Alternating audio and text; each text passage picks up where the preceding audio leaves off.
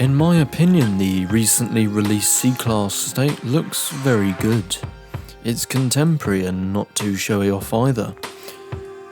But all their cars are starting to look, what's the word? A bit samey.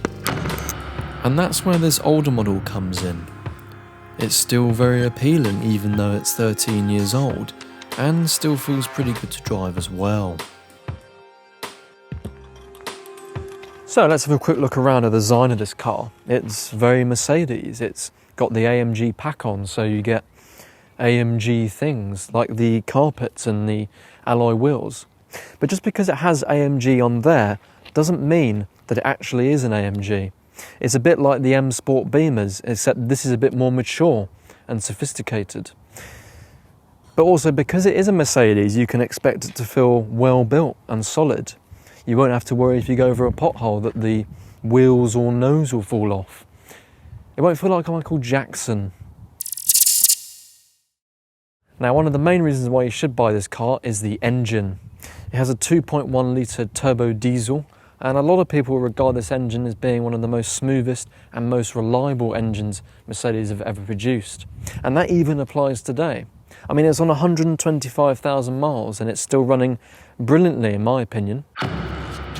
So, having established the superb craftsmanship of the Germans, what's it like to drive?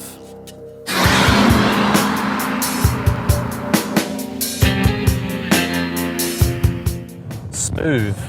Very smooth. The suspension's at quite a nice middle ground actually. It's not so soft that you feel like you're driving on a medium-sized duvet, and nor is it trying to be a sports estate either with very stiff suspension. No, it's very comfortable. It's a very nice place to be. But that doesn't mean it's slow.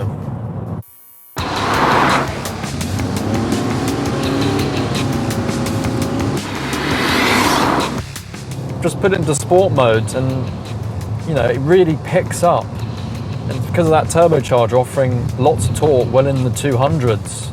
The 0 to 60 is around 8.5 seconds, which is actually about the same as my Mazda MX-5, which either means this is pretty quick or my Mazda MX-5 is slower than my Nan.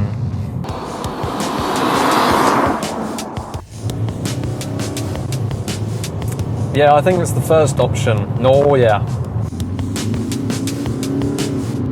It has many things in here as well. It's got a Bluetooth system, heated seats, buttons on the wheel. I mean, it doesn't feel any older than the newer ones, apart from the fact it doesn't have mood lighting in here.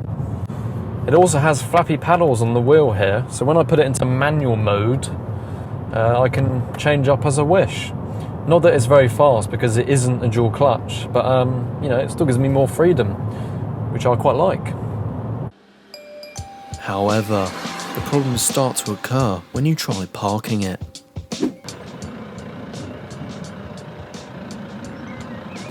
It's not that it's a big car, it's the fact that the visibility isn't that great. It's not helped by the fact that I'm like 4'1", and the seat's really far forward, but you know.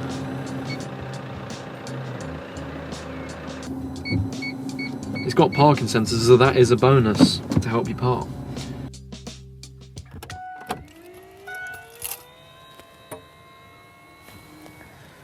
Something that is very apparent with this car is it's very spacious. The boot is bigger than the rivals of BMW and Audi at the time, which means you can get many things in here.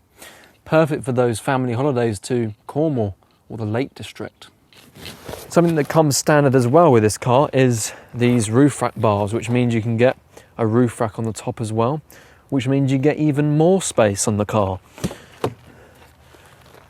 Rear space seating is also pretty good as well. You've got lots of legroom and also lots of room for even more bags. It's absolutely perfect for family holidays. So, all seemed well. The car has lots of room and it's very nice to drive.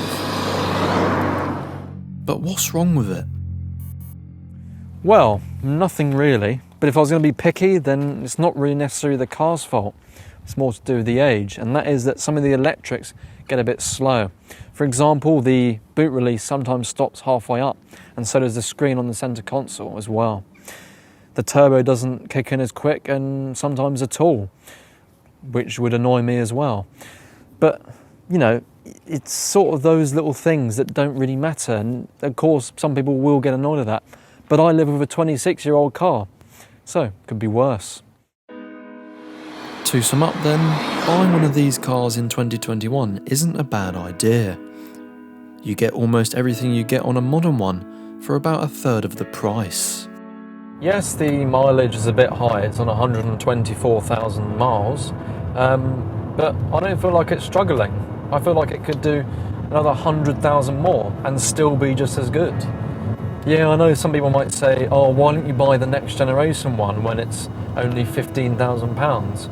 Well, I think I prefer this one anyway. It looks better and it's only £4,000. Which one would you rather have?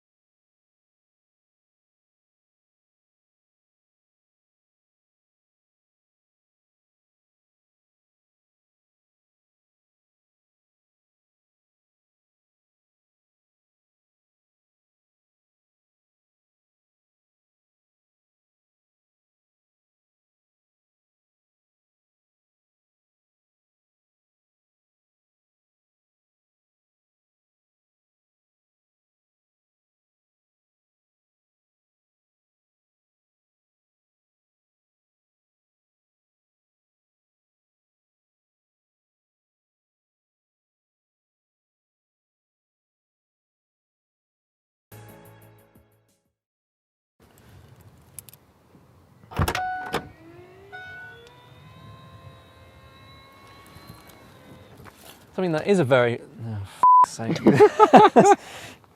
Oh no.